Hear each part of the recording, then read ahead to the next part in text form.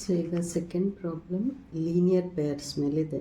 So ಫಸ್ಟಿಗೆ introduction ತೊಗೊಳ್ಳುವ. Linear pair ಅಂದರೆ ಏನು, ಅದರ 3 ಟೈಪ್ಸ್ ಇದೆ. ಲೀನಿಯರ್ ಪೇರಲ್ಲಿ 3 ಟೈಪ್ಸ್ ಇದೆ. ಅದು ಇಂಟರ್ಸೆಕ್ಟಿಂಗ್, ಕೋಇನ್ಸಿಡೆಂಟ್ ಮತ್ತು ಪ್ಯಾರಲಲ್ ಲೈನ್ಸ್ ಅಂತ.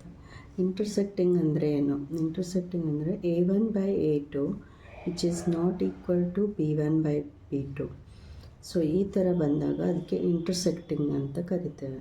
ಇಂಟರ್ಸೆಕ್ಟಿಂಗ್ ಅಂದರೆ ಗ್ರಾಫಲ್ಲಿ ಅದು ಇಂಟರ್ಸೆಕ್ಟ್ ಆಗಿ ಹೋಗುತ್ತೆ, ಒಂದಕ್ಕೊಂದು ಲೈನ್ಸ್ ಇಂಟರ್ಸೆಕ್ಟ್ ಆಗಿ ಹೋದಾಗ ಅಂಥದ್ದಕ್ಕೆ ಇಂಟರ್ಸೆಕ್ಟಿಂಗ್ ಅಂತ ಕರಿತೇವೆ. ಇಂಟರ್ಸೆಕ್ಟಿಂಗ್ ಆದಾಗ A1/A2 is not equal to B1/B2 ಬರಬೇಕು.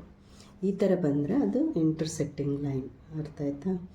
ಸೊ ನೆಕ್ಸ್ಟ್ ಈಗ ಕೋಇನ್ಸಿಡೆಂಟ್ ಲೈನ್ ಅಂದಾಗ ಅದು A1/A2 is equal to B1/B2 which is equal to C1/C2. So here all are equal. So ಎಲ್ಲ ಈಕ್ವಲ್ ಇದ್ದಾಗ ಲೈನ್ ನಿಮಗೆ ಸ್ಟ್ರೈಟಾಗಿ ಸಿಗುತ್ತೆ. Coincident lines it may be either vertical or horizontal, ಒಟ್ಟು straight line ಸಿಗುತ್ತೆ ನಿಮಗೆ. ಒಂದು ಸ್ಟ್ರೈಟ್ ಲೈನಲ್ಲಿ ಎಲ್ಲ ಪಾಯಿಂಟ್ಸ್ ಇರುತ್ತೆ. ಸೊ ಅದಕ್ಕೆ ಹೇಳೋದು ನಾವು ಕೋಇನ್ಸಿಡೆಂಟ್ ಅಂತ. ಸೊ ಇಲ್ಲಿ ಎಲ್ಲ ಈಕ್ವಲ್ ಆಗಿರುತ್ತೆ. A1, B1 and C1 all are equal. ಅರ್ಥ ಆಯ್ತಾ? ಎಲ್ಲ ಈಕ್ವಲ್ ಇದ್ದರೆ coincident. So next parallel lines ಅಂದಾಗ A1/A2 is equal to B1/B2 but it is not equal to C1/C2. B1 ಮತ್ತು B2 is not equal to C1/C2. ಅದಿದ್ದರೆ ಅದು parallel lines ಆಗುತ್ತೆ. ಅರ್ಥ ಆಯ್ತಾ? ಸೊ ಪ್ಯಾರಲಲ್ ಲೈನ್ಸ್ ಅಂದರೆ ಏನು? ಗ್ರಾಫಲ್ಲಿ ಅದೆರಡು ಪ್ಯಾರಲಲ್ ಆಗಿ ಹೋಗುತ್ತೆ. ಒಂದು ಲೈನ್ ಇನ್ನೊಂದು ಲೈನಿಗೆ ಪ್ಯಾರಲಲ್ ಆಗಿ ಹೋಗುತ್ತೆ. ಪ್ಯಾರಲಲ್ ಅಂದರೆ ಗೊತ್ತಲ್ವ? They will never meet each other ಅಲ್ವಾ? ಸೊ ಎರಡು ಪ್ಯಾರಲಲ್ ಆಗಿ ಒಂದಕ್ಕೊಂದು ಹೋದರೆ ಅದು ಪ್ಯಾರಲಲ್ ಲೈನ್ಸ್ ಆಗುತ್ತೆ. ಅದಕ್ಕೆ B1/B2 is not equal to C1/C2 ಸಿಗಬೇಕು. ಇದು ಸಿಕ್ಕಿದರೆ ಅದು ಪ್ಯಾರಲಲ್ ಲೈನ್. ಅರ್ಥ ಆಯ್ತಾ ಲೀನಿಯರ್ ಪೇರ್ಸ್ ಅಂದರೆ ಏನಂತ? ಸೊ ಇದರದ್ದು ಇಂಟ್ರೊಡಕ್ಷನ್ ನೋಡಿದ್ರಿ. ಈಗ ಪ್ರಾಬ್ಲಮ್ ಸಾಲ್ವ್ ಮಾಡುವ. ಸೆಕೆಂಡ್ ಕ್ವೆಶನ್ ಏನು ಹೇಳ್ತಾ ಇದೆ? On comparing the ratios A1/A2, B1/B2 and C1/C2 find out whether the lines representing the following pairs of linear equations intersect at a point are parallel or coincident ಅಂತ ಹೇಳಿದ್ದಾರೆ ಅಲ್ವಾ? So ಈಗ intersect ಆಗಿದೆಯಾ, parallel ಆಗಿದೆಯಾ ಅಥವಾ coincident ಆಗಿದೆಯಾ ಅಂತ ಹೇಳಬೇಕು. ಸೊ ಈಗ ಫಸ್ಟ್ ಪ್ರಾಬ್ಲಮ್ ಏನು ಹೇಳ್ತದೆ? 5x - 4y + 8 is equal to 0, 7x + 6y - 9 is equal to 0 ಅಂತ ಇದೆ ಅಲ್ವಾ? ಸೊ ಇದನ್ನು ಈ ಥರ ಬರ್ಕೊಂಡಾಗ ಸೊ ಈಗ ಇಲ್ಲಿ ಇದು A ಆಗುತ್ತೆ, ಇದು B, ಇದು C ಅಲ್ವಾ? ಇದು ನಿಮ್ಗೆ ಗೊತ್ತಿದೆಯಲ್ಲ, ABC. ಸೊ ಈಗ ಇದು ಇಲ್ಲೂ ಸಹ ಇದೆ ABC. ಇಲ್ಲಿ ಎರಡು ಇರುವಾಗ ನಾವು ಇದಕ್ಕೆ ಈ ಥರ A1, A2, B1, B2, C1, C2 ಅಂತ ಕೊಡ್ತೇವೆ ಅಲ್ವಾ? ಸೊ ಇದನ್ನೀಗ ಬರ್ಕೊಳ್ಳೋದು ಹೇಗೆ? A1/A2 ಅವ್ರು ಹೇಳಿರೋ ಪ್ರಕಾರ A1/A2 ಅಂತ ಬರ್ಕೊಂಡಾಗ ಇಲ್ಲಿ ನಮ್ಗೆ A1 ಏನಿದೆ, just you have to write the constant number here. Number ಅಷ್ಟೇ ಬರ್ಕೋಬೇಕು.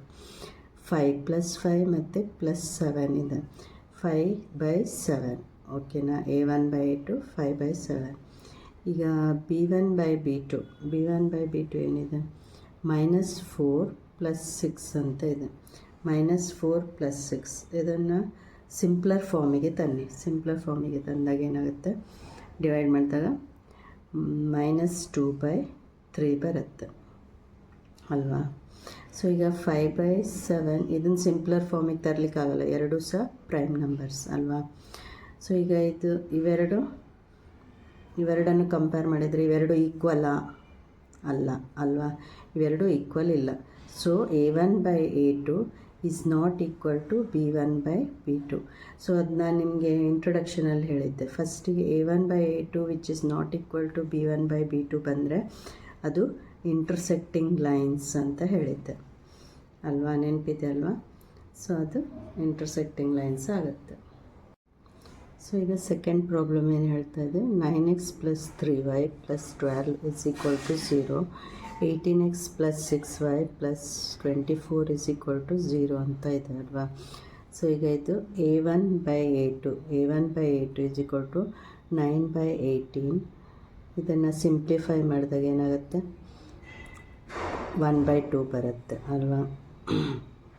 ಸೊ ಈಗ b1/b2, b1 ಏನಿದೆ +3 ಇದೆ ಆ್ಯಂಡ್ +6 ಅಂತ ಇದೆ ಅಲ್ವಾ, 3/6 ಅರ್ಥ ಆಯ್ತಾ.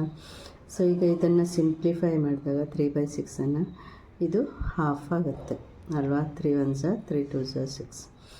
ಸೊ ಆಮೇಲೆ ಈಗ 12 c1/c2 ಅಲ್ವಾ, ಇದು c1 ಇದು c2. c1/c2 ಎಷ್ಟಾಗುತ್ತೆ, 12/24 ಅಲ್ವಾ, ಇಲ್ಲಿ 12/24.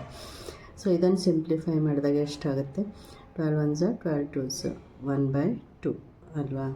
ಸೊ ಇದು 1/2 ಇದು 1/2 ಇದು 1/2. So a1/a2 = b1/b2 = c1/c2. a1 = b1 = c1, b2 = a2 = b2 = c2. So ಇವೆಲ್ಲ ಸೇಮ್ ಇದೆ ಅಲ್ವಾ. a2 b2ಗೆ ಸಮನಾಗಿದೆ, b2 c2ಗೆ ಸಮನಾಗಿದೆ ಅಲ್ವಾ. a1/a2 = b1/b2 = c1/c2. ಸೊ ಎಲ್ಲ ಈಕ್ವಲ್ಸ್ ಇದ್ದಾಗ ನಾನೇನು ಹೇಳಿದ್ದೆ ಇಂಟ್ರೊಡಕ್ಷನಲ್ಲಿ, ಕೋಇನ್ಸಿಡೆಂಟ್ ಲೈನ್ಸ್ ಅಂತ ಆಗುತ್ತೆ ಅದು ಅಲ್ವಾ.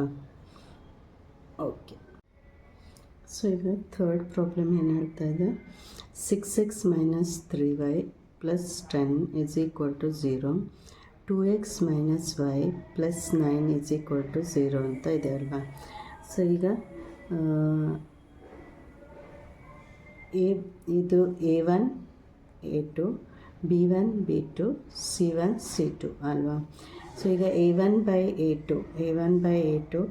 = 6/2 ಅಲ್ವಾ, 6/2. ಸೊ ಇದೀಗ ಕಂಪ್ಲೀಟ್ಲಿ ಡಿವೈಡ್ ಆಗುತ್ತೆ, 2 1s 2 3s. ಸೊ ಇಲ್ಲಿ 3 ಬಂತು ಅಲ್ವಾ.